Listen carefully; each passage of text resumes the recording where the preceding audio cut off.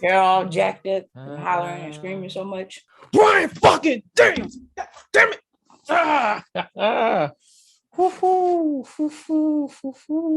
Man, I liked it. I really did.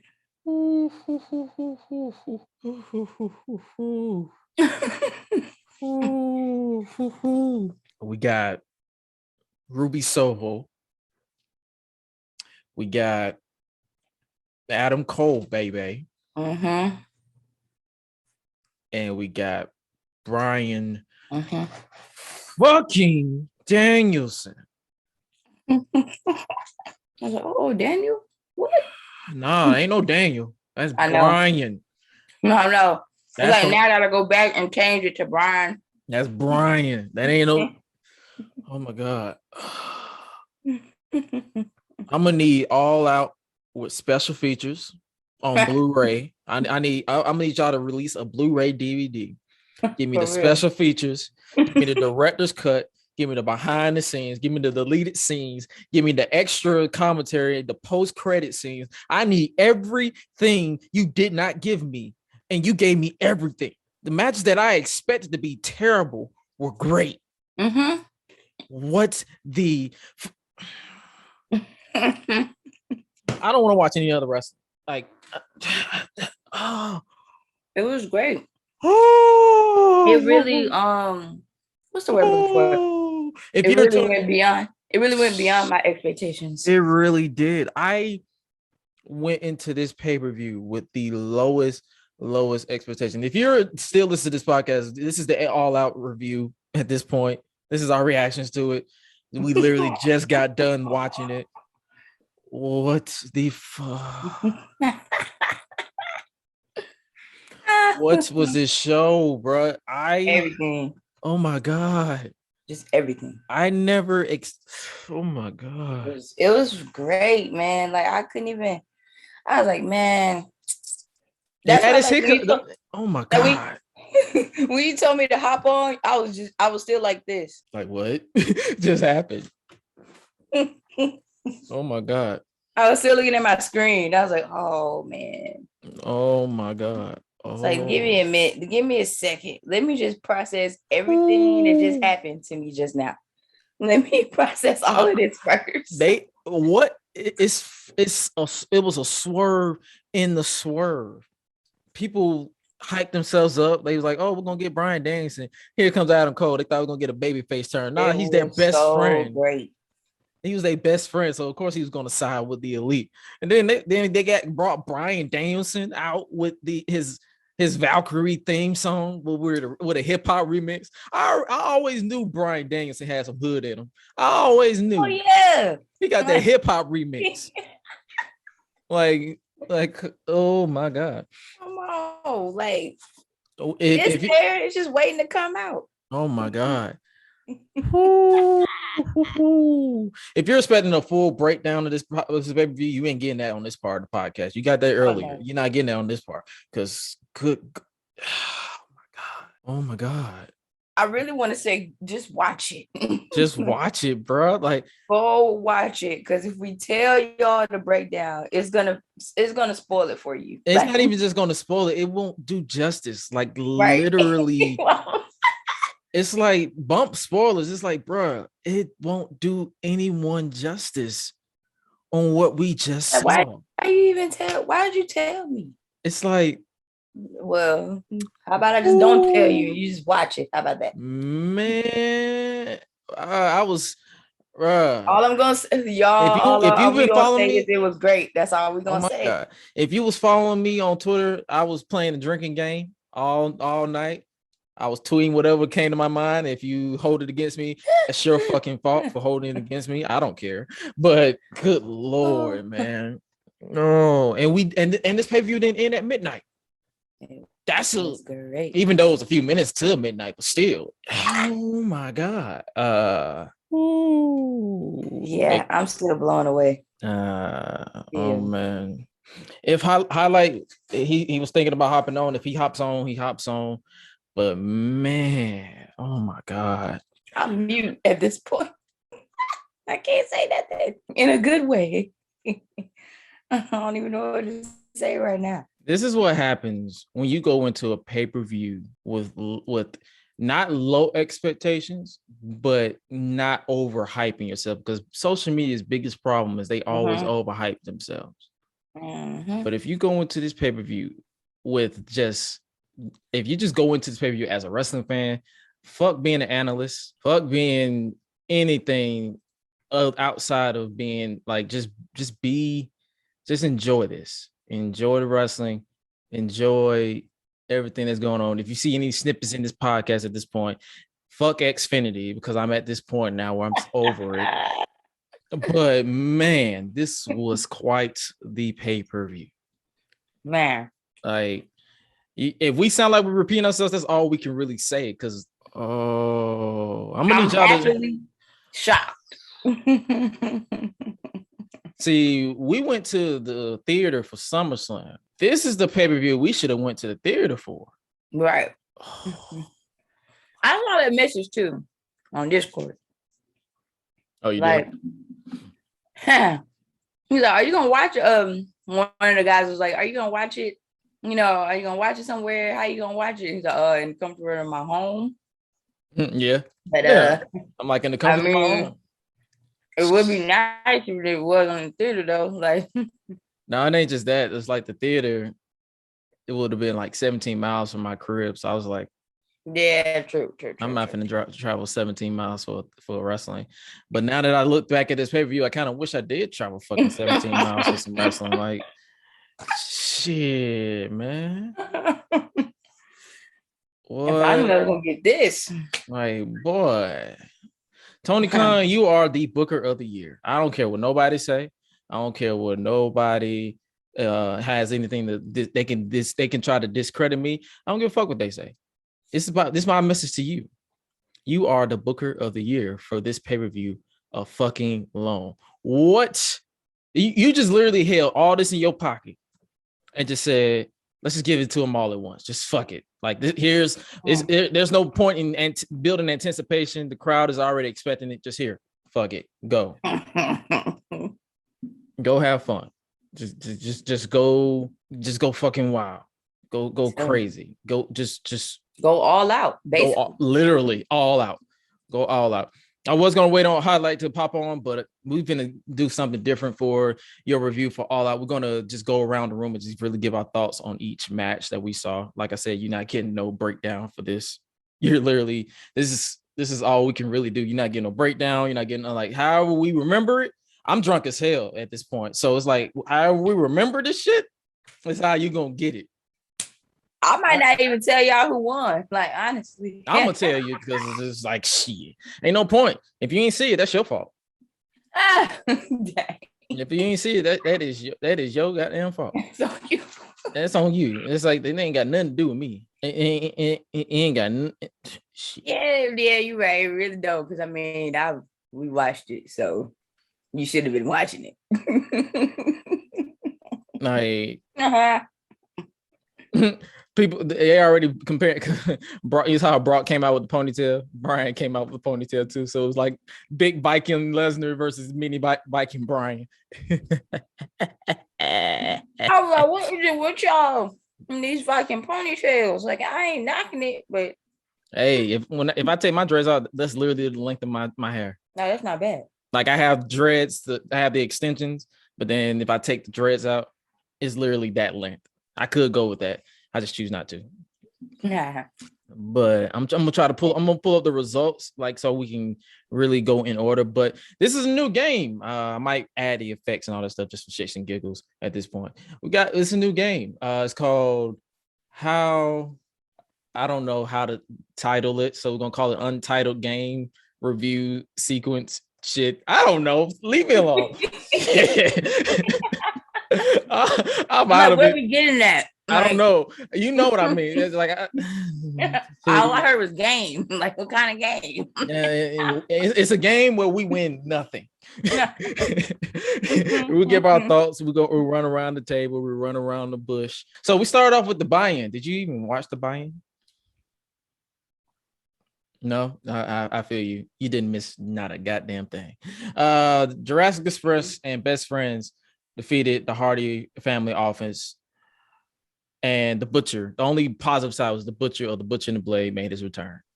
Cool. I said, okay. We kicked off the night with the TNT Championship, Miro versus Eddie Kingston for the TNT Championship. Did you caught this? Please tell me you watched the pay-per-view. Yes. All right. Yes. To start off with you, what did you think about it? Honestly, I liked it. I did. Okay. Like the thing is, like, especially like with Miro, I feel like I'm like, okay, finally you got somebody that can, you know, I guess like how I want to say it, to move with you in the ring, which is okay with me. Like I can live with that. I'm like, I know he ended up, defeating him, but it's okay. Like I still liked it either way.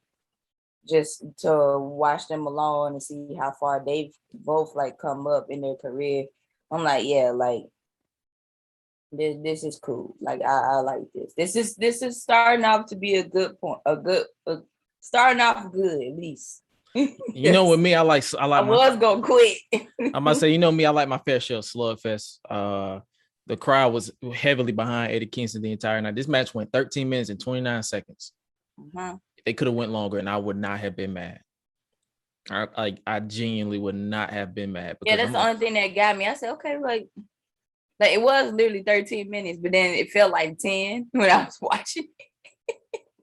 I said, this feels a little short. Like, what's happening here? Because it's like you, and this is it because you was invested in both characters. Like Miro has been this dominant beast ever since winning the TNT Championship, and Eddie Kingston is just this lovable badass who keeps it real with you. Like he's not no sugarcoat, he's not no cookie cutter babyface. He's not no heel. It's like when he started off as a heel, and when he became a babyface, he literally didn't change a goddamn thing. He literally just stayed the same. And that is all I ask. That is all I ask. So the fact that we got some chops to the point where Miro's chest was purple, red, whatever color it chose to blister up in, I'm like, I'm cool with it. And then the finish came where Miro hit the low blow. This is the one time where the referee was literally pissing me off. I'm like, bro, you are the dumbest fuck in the world, but you're doing your job. So it's like, at least it's like you're doing your job. I mean, I get it. You got to protect the ring, but it's like, come on, motherfucker. You like, I was literally like, count, motherfucker. So that lets you know, like, do something. That lets you know that you are invested in Eddie Kingston. If you like losing your mind, like, bro, he got it. And then, so obviously this was a setup for maybe a rematch in New York. I believe they're going to New York for Grand Slam. I wouldn't mind seeing this run back and Eddie winning the title in New York. That'd be a feel good moment for me because Miro's been dominant, but you can't be a dominant beast forever. So Miro retains the TNT Championship at some point. Exactly. I hate to say it like that, but that's how it is. Exactly. Next up, we get Jon Moxley versus Satoshi Kojima. What did you think about this match? I like Jon Moxley, so that sums it up. I was actually somewhat tuning in and out of this match because I was starting to get drunk as hell. So anything, I'm like, oh shit. I'm trying to pay attention. I'm like, fuck. They beating the shit out of each other. Let's go. That's how I was the entire. But then towards the end, it picked up steam, and I'm like, damn. So I saw a highlight he put on Twitter. He was like, the paradigm shift. I mean, he was like that. What he's not liking about the Forbidden Door is everybody on the opposite side is always losing or looking like joke or whatever. I kind of didn't really get mad at this because it's like Moxley losing to Kojima, a 51-year-old, would have probably rubbed me the wrong way. Right. So I'm like, I'm cool with Moxley getting this dub. But what happened after was the beginning stages of me nutting all night long. I was nutting and bussing all night long. I'm gonna print that on a t-shirt at this point because I've been saying it too much. You might. Yep, I might as well. I might as well. I've been nutting and bussing. Get the trademark in. Nutting and bussing. Might as well because I've been saying that for the past few weeks. But this made me because after the match, Kaze Ni Nair, I probably butchered the fuck out of that, but bear with me, played across this PA system, and we got Minoru fucking Suzuki. Suzuki. You didn't hear me. You didn't hear me. Suzuki.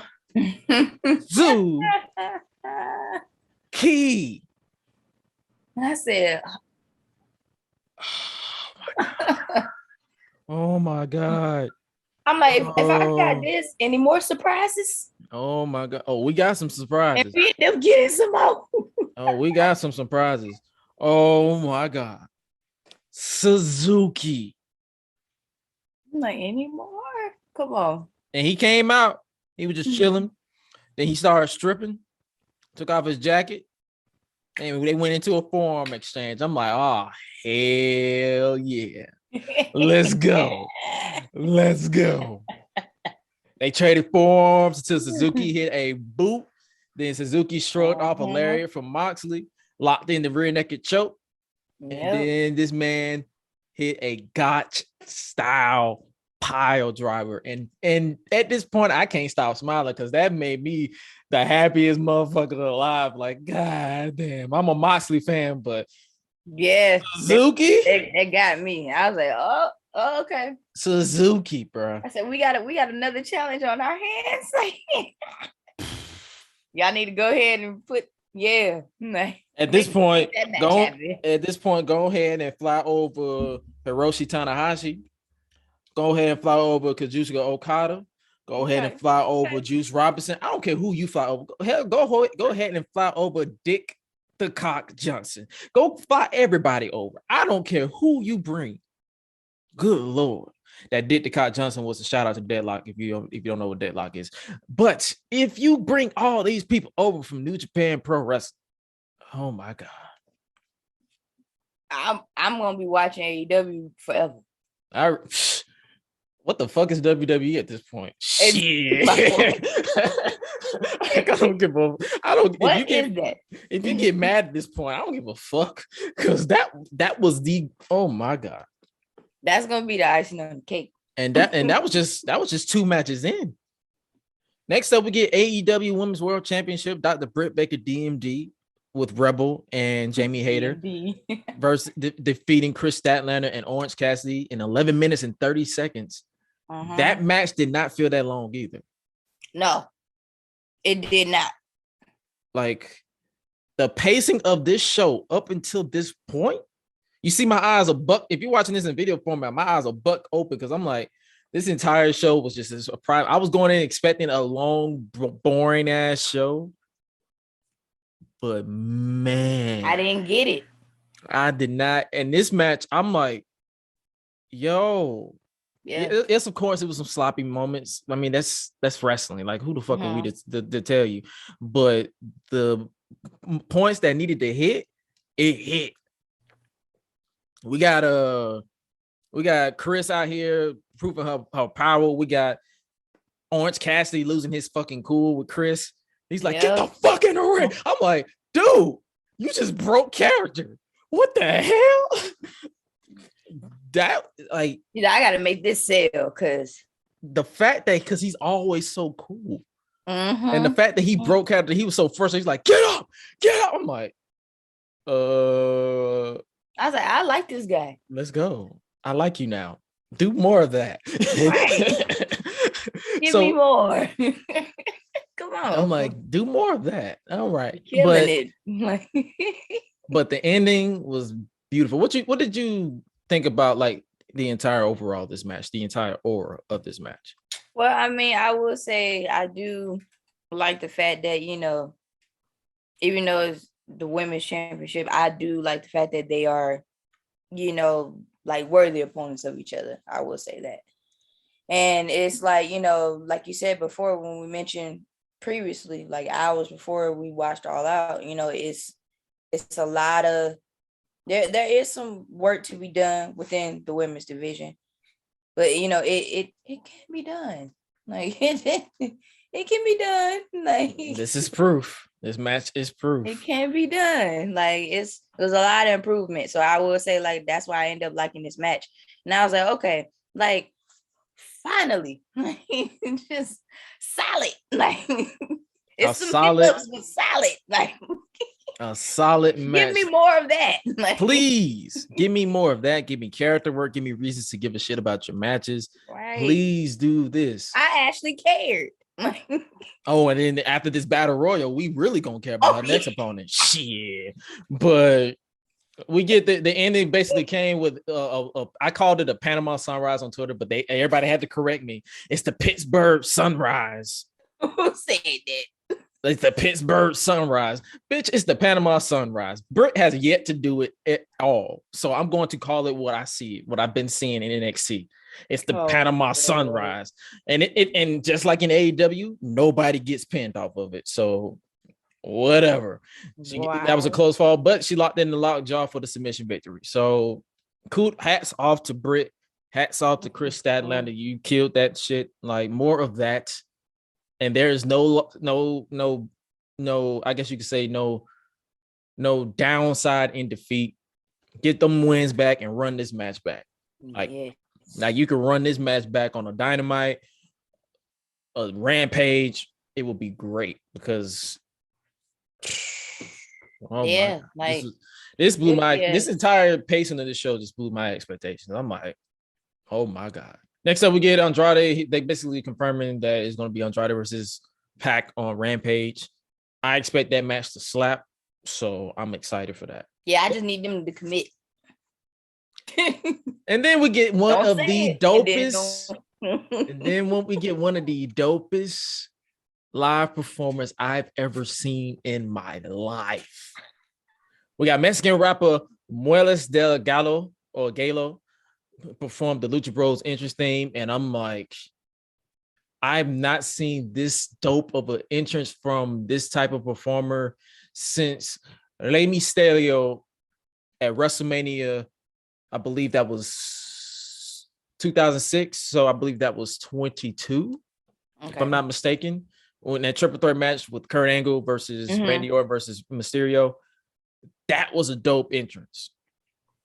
And AEW's live entrances up until this point have been hit or miss. This was a hit. I was about 2 bottles of ice in at this point. Got my ass on this side of the room, just dancing, bopping like, yeah, Lucha Bros, Mexa, King, Zero, Metal. I'm like, yes, let's go. He did that. I'm like, bro, oh my God. The entrance alone got me hyped. The crowd, and then we got one. I'm sorry. If you don't agree with me, what I'm about to say next, that is your fucking problem.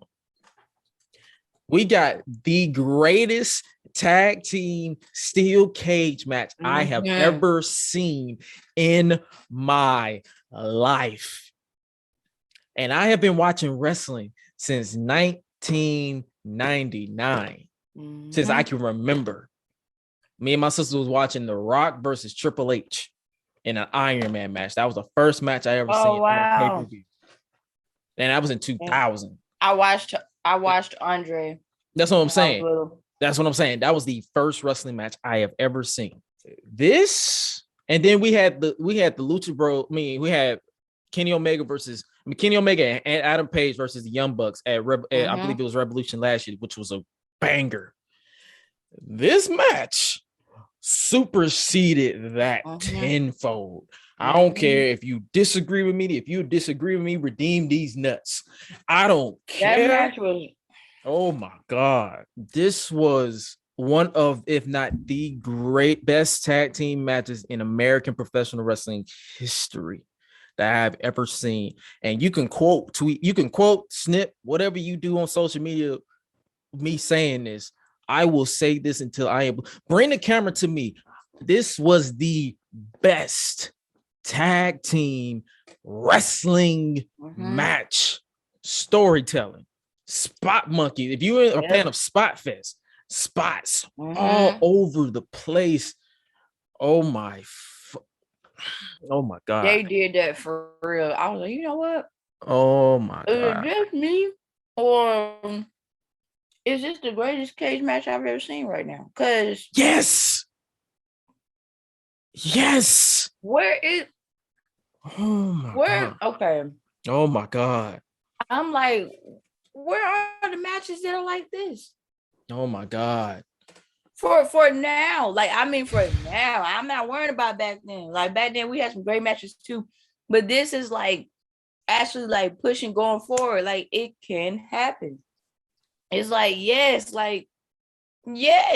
you need more of that.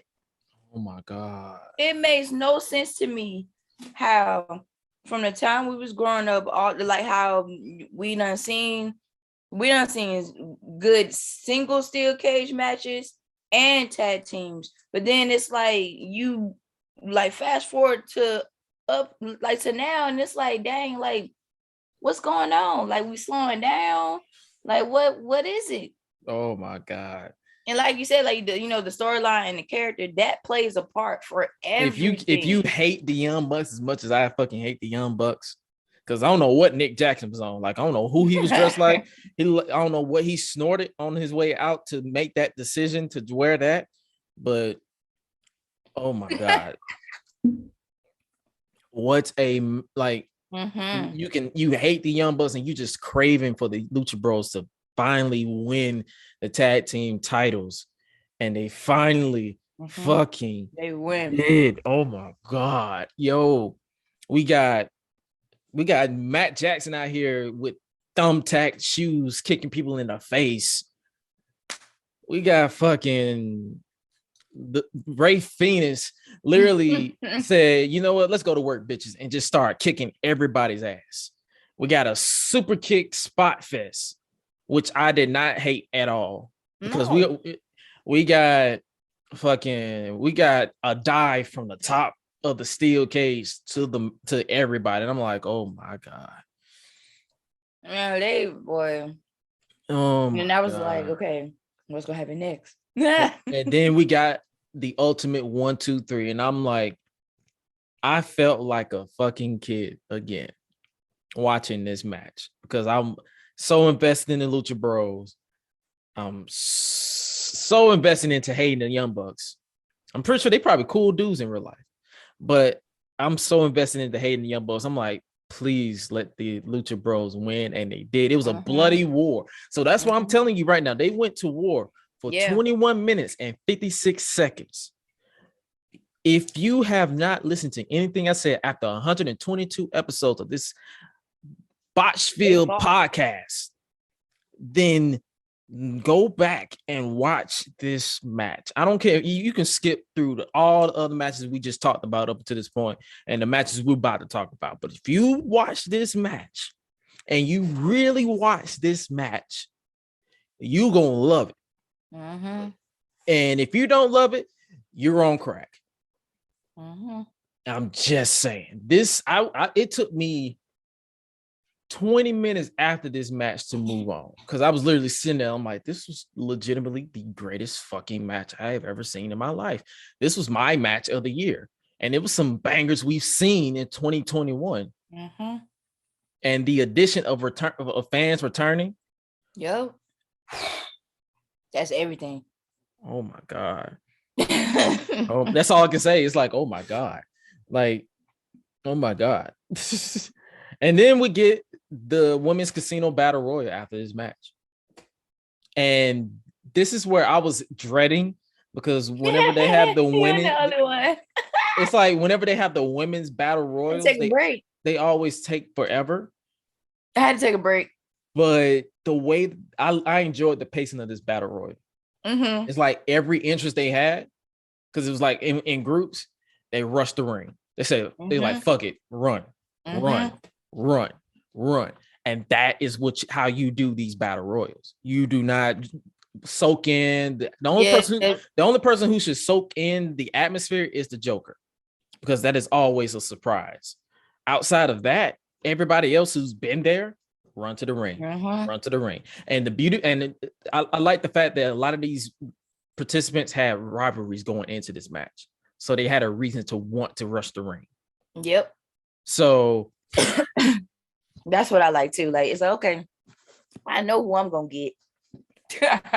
So we start. So basically, for those who want to know, the clubs, because they had it in groups, the clubs were Hikaru Shida, Sky Blue, Emi Sakura, the Bunny, and Abaddon. The diamonds were Anna Jay, Kiera Hogan, Keilin. Yeah, that's what I'm saying. Like, is it Kylie or Keelan? No. I believe it's Keelan. It might be the other way around. I apologize. Keelan King, Diamante, and Nyla Rose were the diamonds. The hearts were Thunder Rosa, Penelope Ford, Riho, Jamie Hayter, and Big Swole. And Big Swole's theme music got to pop out of the crowd. They're like, Swole. Swole. And then the spades were Ty Conti, Red Velvet, Layla Hirsch, Jade Cargill, and Rebel. Jade Cargill got a pop. And I'm going to be honest with you. Highlight should never give predictions ever again, because everybody he gave a prediction to on Twitter got eliminated instantly. He should never give a prediction on Twitter. It's like if he acts you on Twitter, he's not here to defend himself. He probably gonna hit me up afterwards. If he acts you on Twitter as your prediction, you better run, because he is no. That's so funny. No. I was like, because when I saw it on Twitter, I was like, are they really talking about this right now? Yeah. It's like, bro, stop. Just, it's like, it was funny to me. Every time he gave a prediction, he's like, let's go Kiera Hogan. Well, she's gone. Let's go. Who else he gave a prediction? He said, let's go Jade Cargill. Well, she's gone. Just stop. Stop. Don't give no more predictions. And that's exactly what he said. Like, don't give I would, but Gresh didn't want me to. Don't give no more predictions. No more predictions. You are done for the rest of the night. Do not give any more predictions. I said, oh dang, bro. Like, and then soon as the countdown for the Joker started to get close to 0, you start hearing the chants. And then the Joker was, of course, Ruby Soho, the former Ruby Riott in the WWE, and Heidi Lovelace in the Independents. And she got quite the pop. And I think I was so excited for her coming, because the way that she did her promos leading up to her debut was unlike anybody else. I hate the prison break gimmick, because Aleister Black did it, or Malachi Black did it, Buddy Matthews, Buddy Murphy did it, John Moxley did it, and I'm like, okay, can we please do something else? And here she comes, the Runaway, and she did a completely different. Her interest theme is completely fits her theme song. Whoever does a theme music, I believe somebody's going to tell me. Chef's kiss. I love it. She did her thing on this match. Like, she is those talents. It's like, you look, when you saw her make her debut and you saw her perform in this match, you look at like, how the hell did WWE not see anything in her? That's what I'm saying. This is one of those cases where it's like, how you didn't see championship material in her? She's a lovable baby face, or she can even be a badass heel if she wanted to be. But that's what caught my eye. Like, when they separated her and Liv in WWE, I said, "Dang, really?" Like she's a solid, like, y'all don't see this. And it's like, and then on top of that, when I instantly look back at her matches with Ronda Rousey, she carried Ronda Rousey to one of her best matches in WWE ever. You can argue with your mama. You ain't arguing with me. I don't care if anybody disagree. And then she also carried, I believe she had another out of the blue title match against Charlotte Flair. Another banger of a match. If you haven't seen it, go check them out. It's like, how did you not see nothing in her? And it's like, that's why I hate the term budget cuts, because it's like, how do you not see anything marketable behind her? Because she's not plastic. She has all these tattoos. That's the most relatable character out there. That's the one you put all your marbles in. Everybody ain't into Barbie dolls. I'm sorry, it ain't 2005 anymore. Oh, thank you. That's the reason why a lot of people fell in love with Daphne, because she was different. She didn't fit the mold. That's the reason why a lot of people fell in love with Ruby right now. Or Ruby, let me put some respect on your name, Ruby Soho now. So when she made that, when she started putting all the teasers on Twitter, I'm like, I'm already a fan. This made me even more of a fan, because you're legitimately being creatively different. You stepping outside the box. He's like, here's how I am. I don't consider that a prison. You're evolving. Exactly. I don't consider WWE as a prison. This is that was an experience that gave me name value. Now I'm going to take that name value and make my name somewhere else, and make them wish that I come back and regret ever dismissing me. That's how I see it. And that's what I expect. But we came down to, I literally made my predictions. I was like Thunder Rosa, because I wanted to see Britt Baker versus Thunder Rosa so bad. That was my prediction. And that was my final two. I was like, oh, fuck, I'm torn. Shit. Oh, damn. Ruby, no. Thunder. Oh, fuck. God damn. So I enjoyed this little stare off.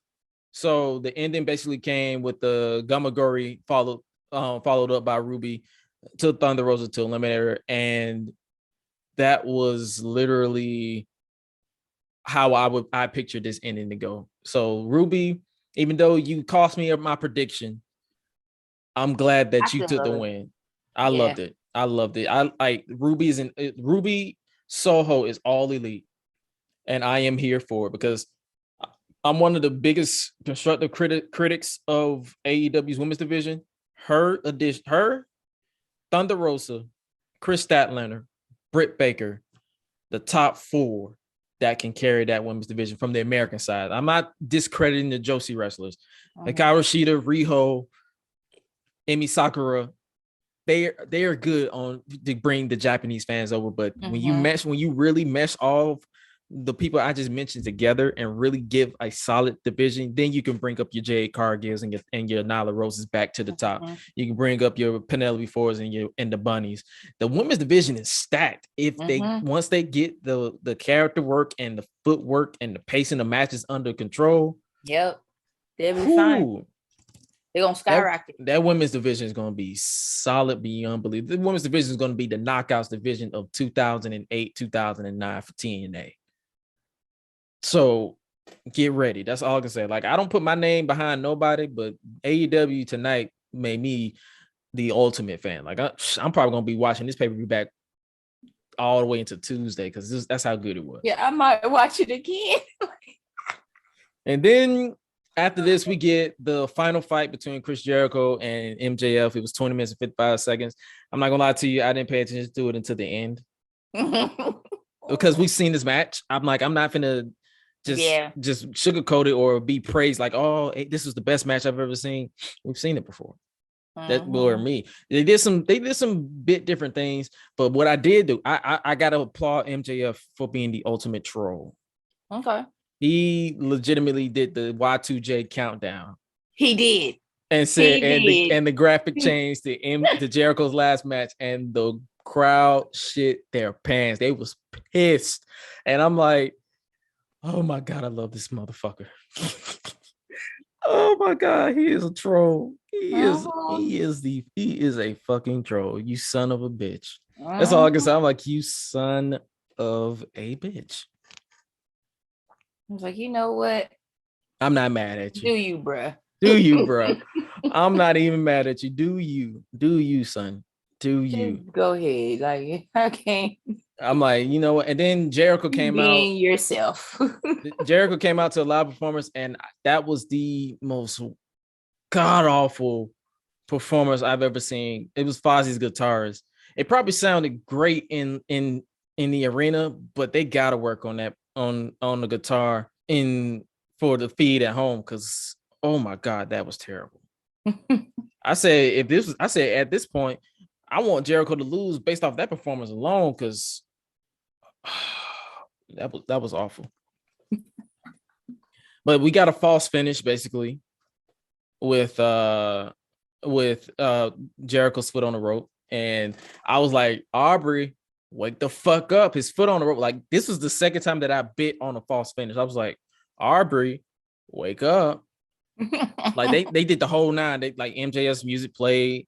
He celebrated. They made the call, and then the second official came out. That was the biggest. Hold up, wait a minute. Bring that ass here.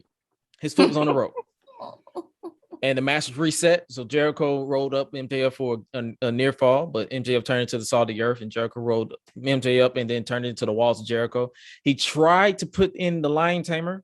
So for those who don't know the difference between the moves, walls of Jericho is when he sits on the back.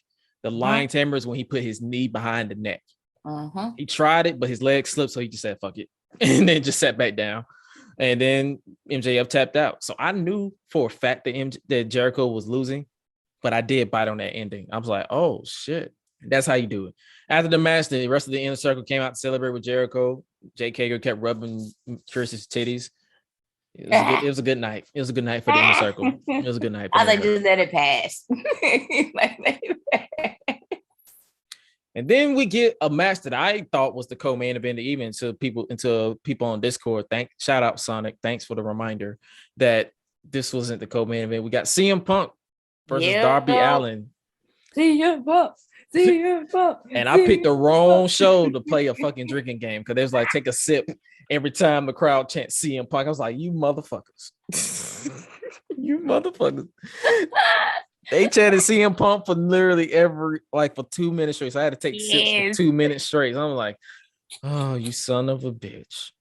And then the fact that the crowd in unison shouted out, it's clobbering time with this man, because we haven't heard that in 7 years. It was great. I loved it. And Punk really, if you ask me, Punk really couldn't have asked for a better return match, because Darby Allin brought it. He did. He brought his A game. He did.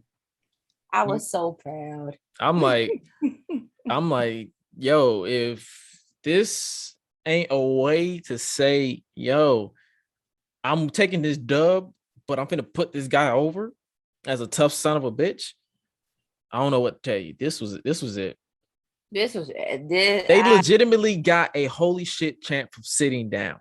Yes, they did. Yes. I'm like, yo, bro. I freaking loved it. I love this atmosphere. The atmosphere was top notch. The crowd going deep into every near fall towards the end.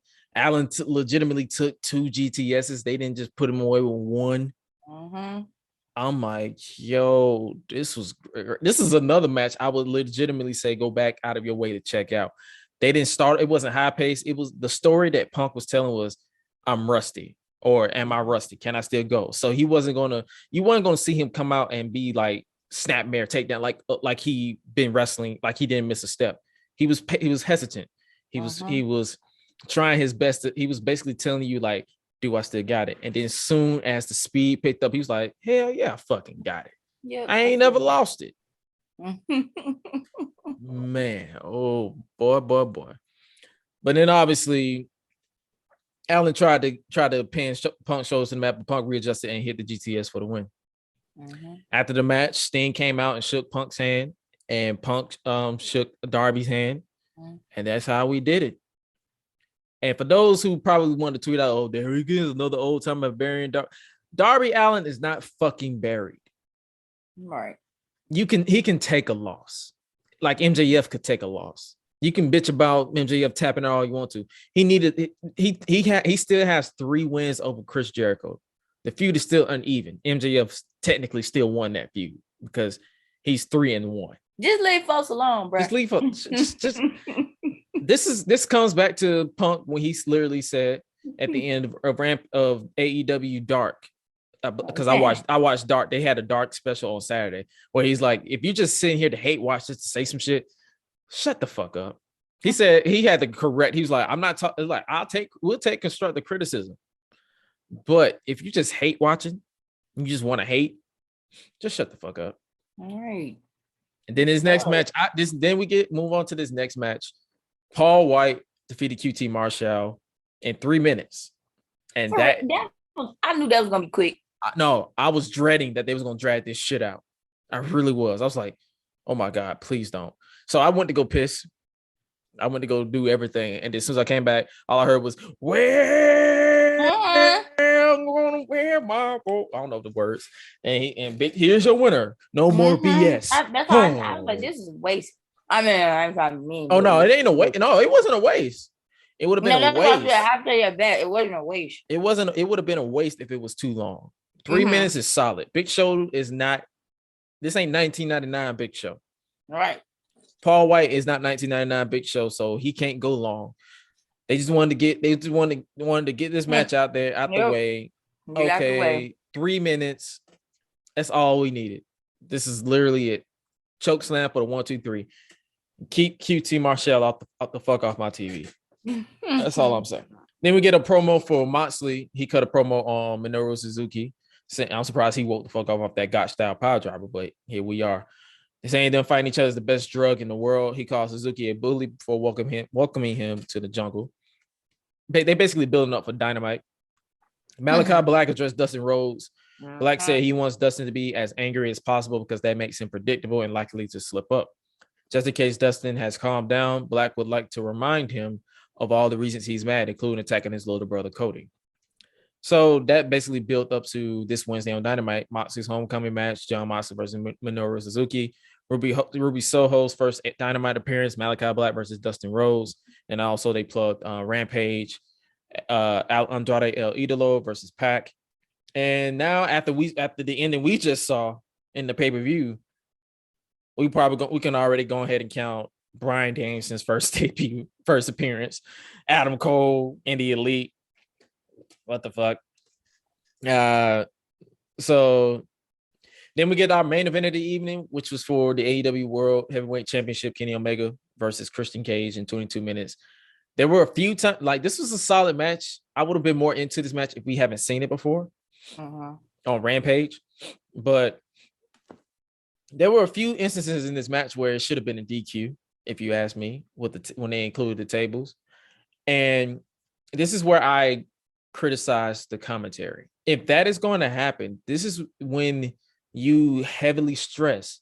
Like I know normally this is where there's a DQ, but due to the importance of this match, the referee's discretion is to be upheld here. He normally would throw this match out.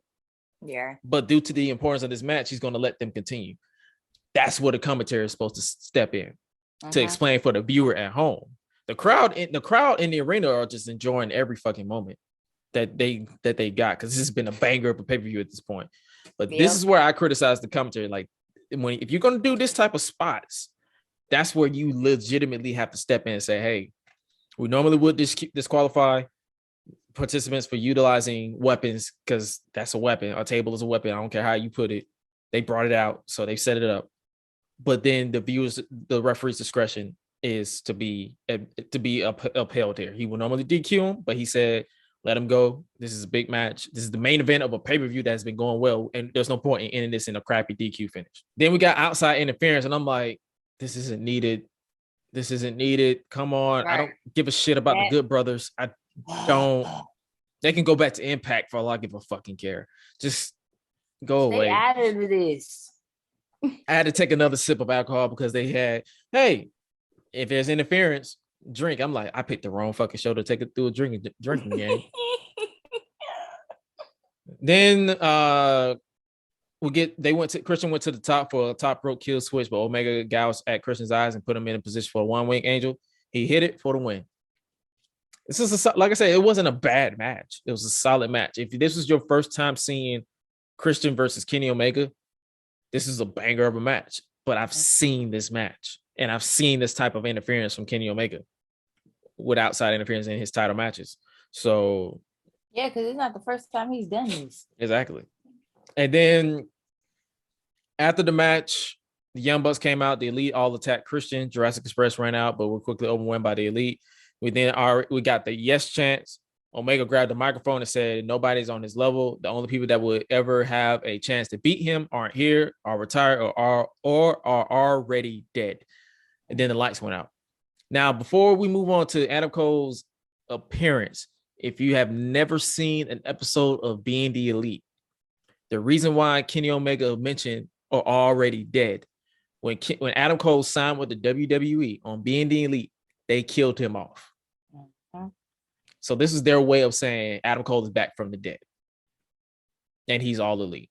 So that's my way of explaining of this. I guess you can say this return of that line, because I know a lot of people, they was like, oh, and then the lights went out, and then Adam Cole's music came out. I mean, he made his entrance, and literally the crowd went ape shit crazy. I was like, oh shit, Adam Cole. Okay, this is the debut they was talking about. So they don't have Bryan Danielson. Here's Adam Cole. A babyface Adam Cole? This doesn't make no fucking sense, but okay. And then the crowd chanted with the Adam Cole baby. Cole faced off with Omega, but immediately Super Kid Jungle Boy and embraced the Bucks. So this is Adam Cole has officially rejoined the Elite. Mm-hmm. That's cool. Omega said Cole's one of their best friends. Cole said the Elite. Cole then said it's time for story time with Adam Cole, baby. And Cole said the Elite is the most dominant faction in the history of this business. Omega was about to bid the crowd goodbye and goodnight, and then Flight of the Valkyries played. Well, scratch that. Flight of the Hood Valkyries played, because this man, it started off with the Flight of the Valkyries, then they just said, you know what, let's just give this man a bop. So Bryan Danielson, and then we got Bryan fucking Danielson. He emerged and made his debut for All Elite Wrestling, and at this point, AEW won. I'm sorry, I don't care what you say, I don't care what you marks have to say. Bryan Danielson, and they won. I don't care about ratings, but they won. Yeah, and the crowd, when he walked out, the crowd fucking exploded. They went batshit crazy. I went back. I literally almost flipped my chair over again. I almost flipped my chair over again, like I did with CM Punk's debut. I legitimately did. I'm like, oh shit. But I was too drunk to flip it over. So I just started getting up and running around in circles. My room ain't that big, so I started running around in circles. I'm like, yes. I was like, yes, fuck yeah. Because I'm ready to see this man go. I'm telling you, if you are just conditioned to see Daniel Bryan, get ready for Bryan Danielson. For Bryan fucking Danielson, the American Dragon. Prepare for. Oh my god. Oh my god. Oh my god.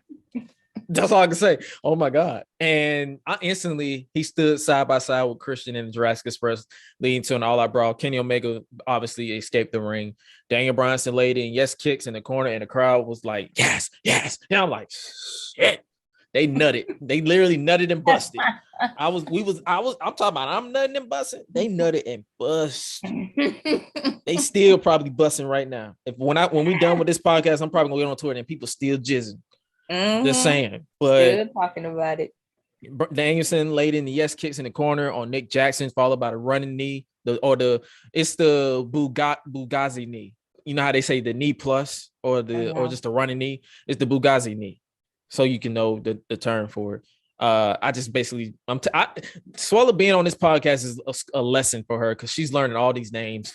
I'm a nerd for these names. I don't know why, but it's the Bugazzi knee. And then Danielson and company posed in the ring while the Elite licked their wounds on the stage to end the show. And what a fucking show this was. Did you guys enjoy this review, this version of the review that we did? This is a different review. There's no point in, it's probably a little muffled, but I apologize. I still recommend y'all to watch it. Just watch it. Watch it. Just watch it. Oh my God. This is a banger. This was an all-time. Oh my God, for a while. I'm probably going to watch it. I'm probably going to literally. Oh my God. Oh. Watch it. Watch it, please. And that concludes your All Out pay-per-view. And